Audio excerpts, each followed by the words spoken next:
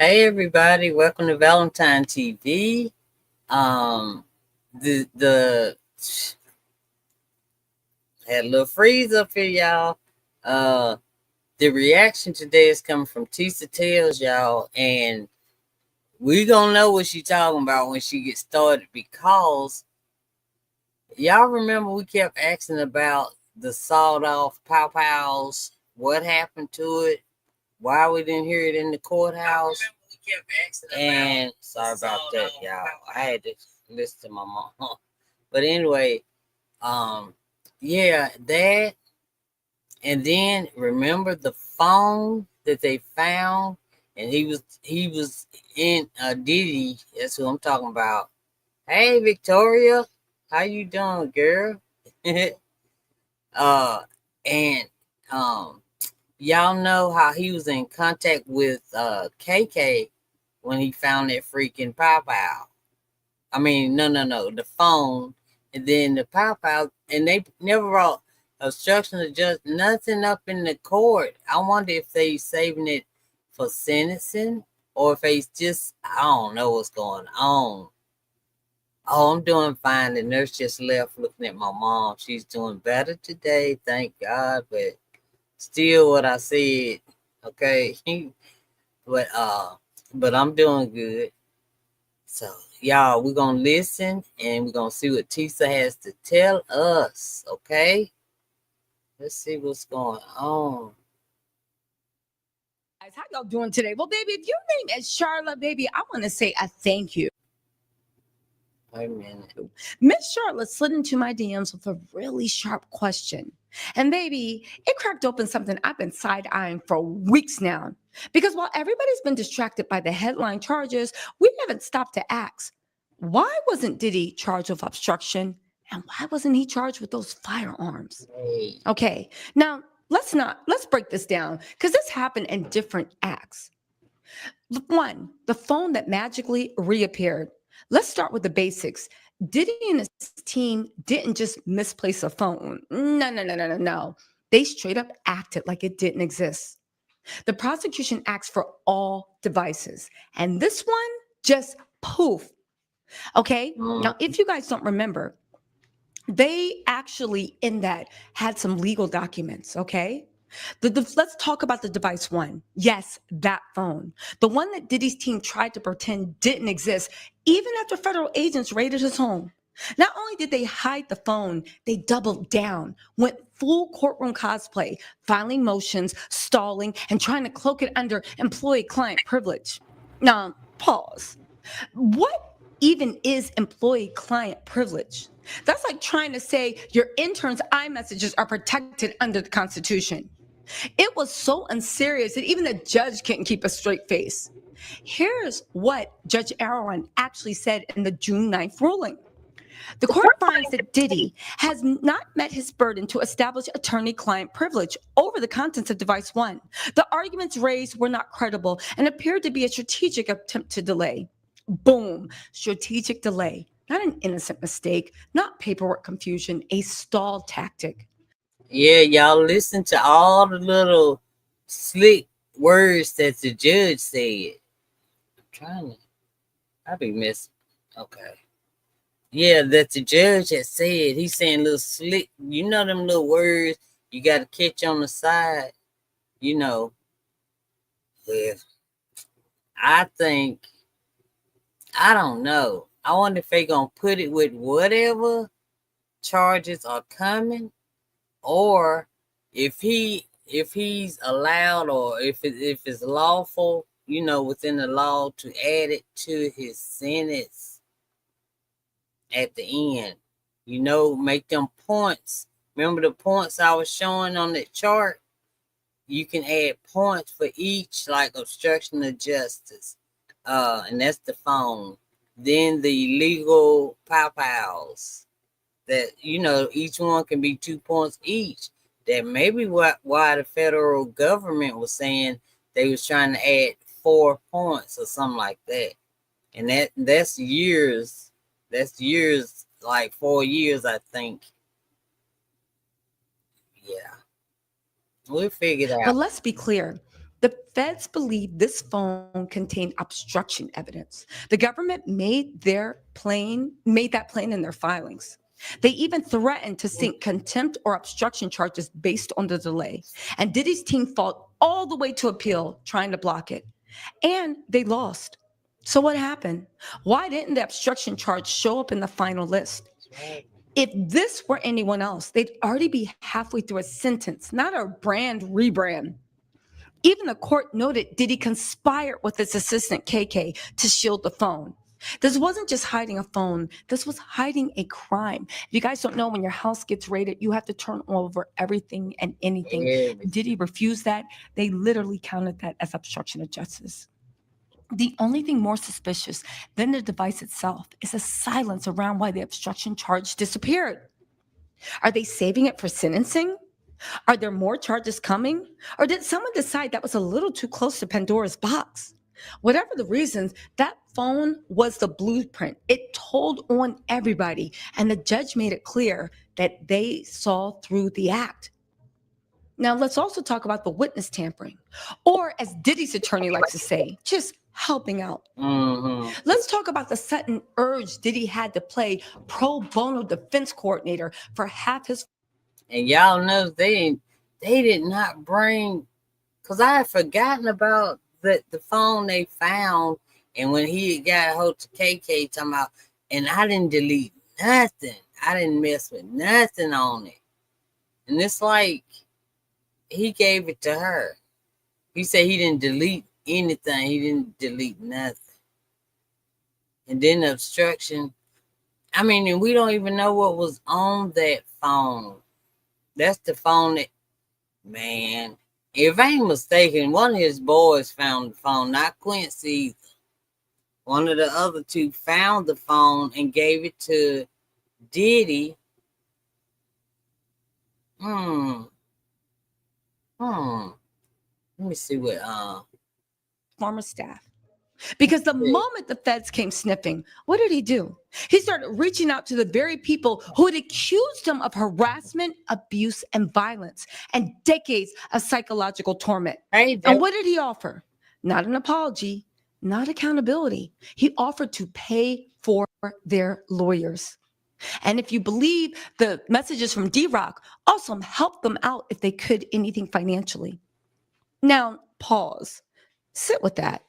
You're facing a federal investigation, and instead of staying quiet and luring up, you're dialing people who've accused you of criminal behavior before they speak to the grand jury? Offering to foot the bill for their legal defense? That's not generosity, you guys. Exactly. To me, that's influence laundering. Chef Jordan said it loud. Diddy contacted her and offered legal help before she even met with the feds. The feds made her an appointment. They subpoenaed her for the grand jury, but before she even met, he was up in there. The same woman who said she was threatened and harassed and felt like her life was in danger. And guess what? Chef Jordan wasn't alone. There are multiple people behind the scenes and in documents and documentaries saying the exact same thing. He tried to get in early and get control. So let's connect the dots here, because this isn't just about Diddy being a micromanager. This is textbook witness tampering, even if he dressed it up in Louis Vuitton and called it support. Now, you and I both know this man doesn't pay invoices out of sentiment. I think, and I believe, that he was paying for silence, and he wanted to control the narrative. Now, here's the deeper game. When you offer to pay someone's lawyer, especially before they speak to the government, what you're really doing is planting a seed, letting them know you're still in control. Just like, y'all remember Jane? Just like with Jane flipped her freaking butt, flipped at the end. That's why Diddy was still paying her house, and her apartment, whatever they want to call it. I'm gonna call it a house. $10,000. That's a freaking mansion. And paying her lawyer fees. That's why she got on there all cry. She probably hates she missed that darn FO night. And then I forgot what I was about to say. Oh, and then at the end, she flipped and act like she was helping Diddy at the end. I mean, it was just a trip. I don't know, but y'all know. I told y'all. Did y'all? I don't even know if I did it. Darn, I can't even remember if I did a darn reaction to it. But the man that's going around on all these news stations telling stuff, talking. The alternate juror man. I think I did do that. Yeah, I'm starting to get a little confused these past couple of days, but some understand. Anyway, yeah. So Jane, he paid James, but this lady right here, the sheriff, she said he ain't paying nothing to mine. No, but she didn't come to court either, and you see, she didn't go to jail. She didn't go to prison, but she let the judge know that they tampered with her because she sent in the letter, copy of the darn text messages, the voicemail, the letter that she had got from uh the grand jury, because that's why they subpoenaed her, because she said she wasn't going to the grand jury. But they sent her a letter subpoenaing her. She sent all that to this judge right here. And I think that's why Diddy didn't get out also. And then Cassie's letter. And then all these people writing fear for their life and all that stuff. Yeah. I think he's gonna add it to the end. If it comes up and don't come up in another case. That whatever you did to them, you still have the money, the reach, and the Yeah. nerve to frame it as a favor. Let's not forget that nobody was supposed to know that the feds had contacted her. And a lawyer, she said she still has the email, said, Mr. Combs knows you've been contacted, blah, blah, blah. He'd like to pay for your lawyer. And let's not forget, these weren't just disgruntled employees. These were people who reported being assaulted, imprisoned, stalked, and degraded. Some of them had audio, photos, and witnesses, and he still reached out like it was nothing. This is not just tampering. That's emotional extortion, in my opinion, dressed up in legal paperwork. And I think the prosecution knows this. It seems like they referenced it. It's buried in footnotes. It's in redacted filings, and it reeks of strategy. But so far, no formal witness tampering charge. So again, we Exactly. have to ask, Oh. are they saving it for sentencing? Are they tying it to a bigger federal Mhm. case later? Or are they worried that filing that charge opens up a Pandora's box of retaliatory or witness intimidation and industry exposure? Because to me, here's the truth. If they confirm tampering, they have to admit people were pressured, and maybe they still are. The fear, the silence, the long delays in coming forward, it all starts to make sense when you realize that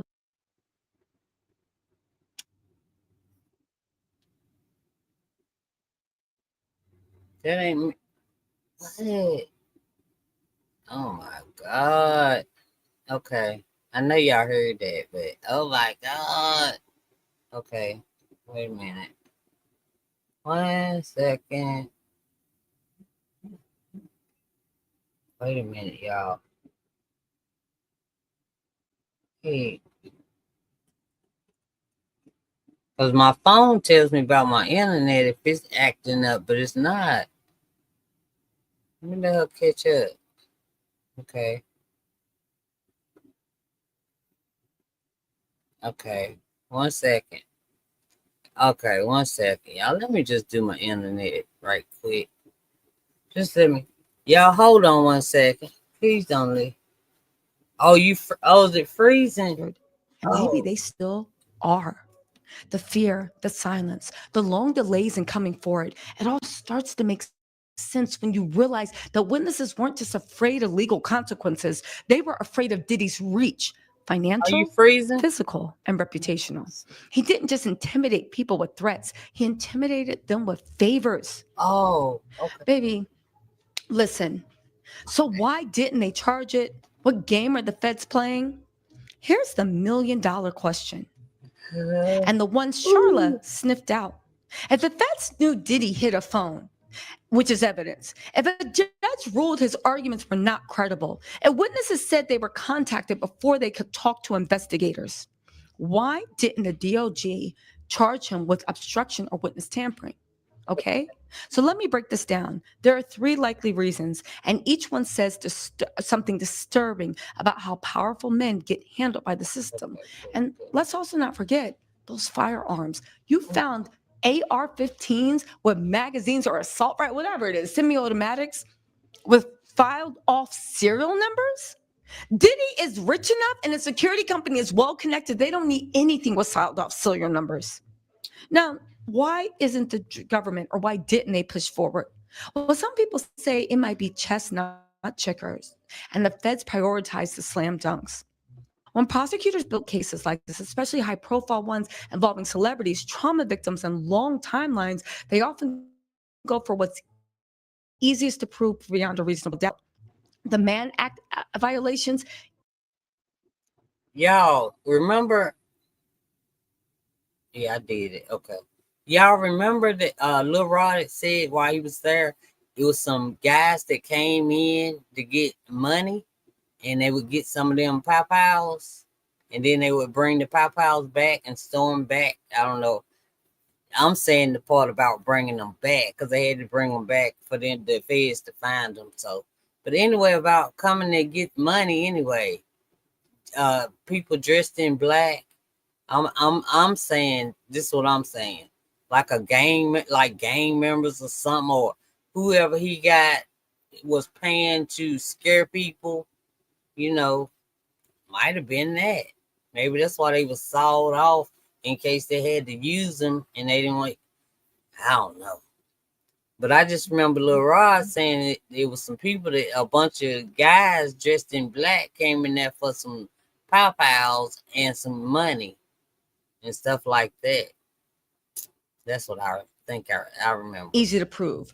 Timeline, receipts, witnesses. Obstruction and tampering, those get murky.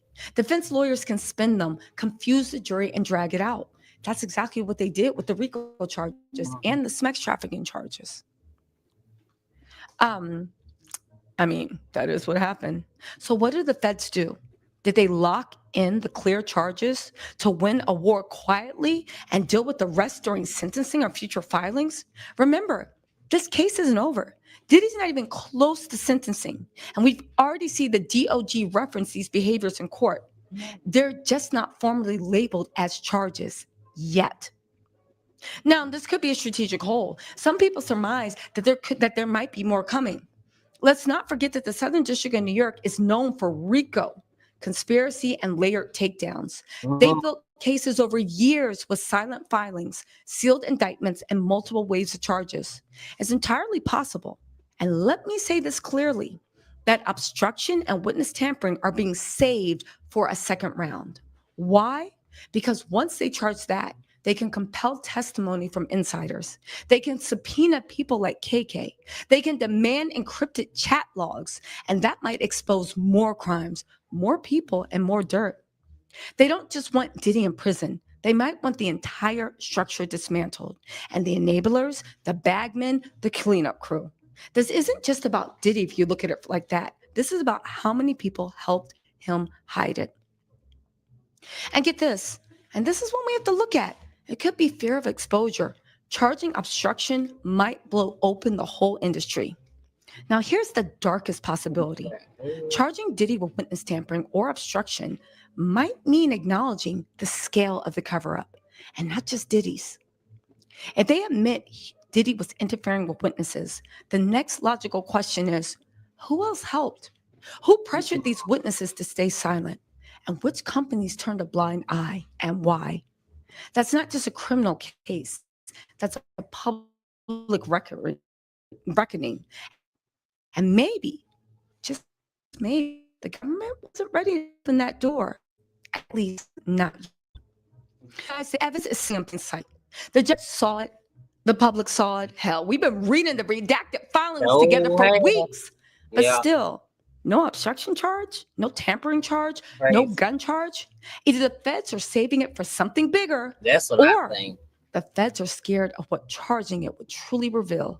Either way, you guys, this is something that's not going to go away. This is something that is not going to go away.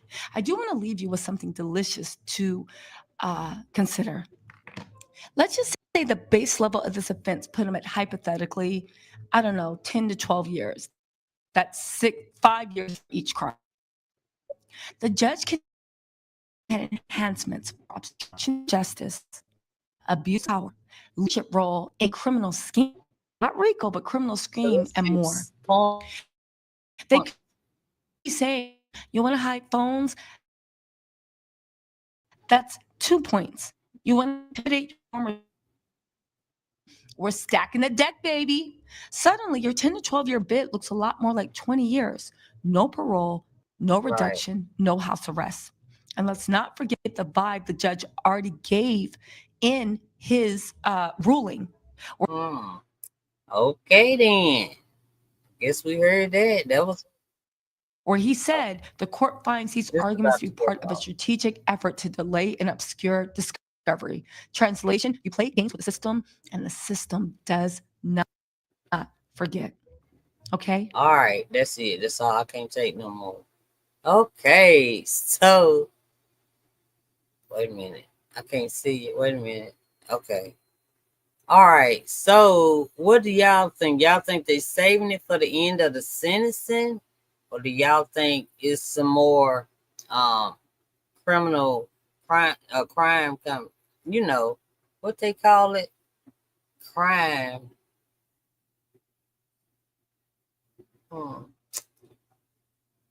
I know y'all laughing at me. Stop it.